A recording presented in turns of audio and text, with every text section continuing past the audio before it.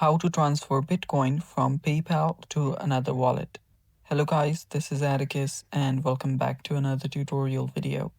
In today's video, I'll teach you guys how you can transfer Bitcoin from your PayPal to any other account or wallet.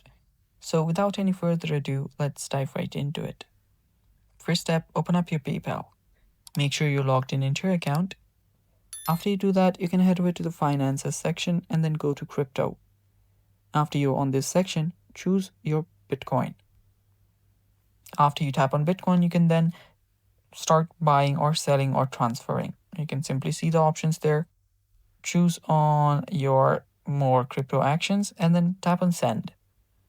After you tap on send, you can then search where you want to send it to. You can search by the name, phone, email, or your BTC address. So after you choose who you want to send it to, you can choose how much you want to send it. So if you want to send everything, you can tap on send all BTC.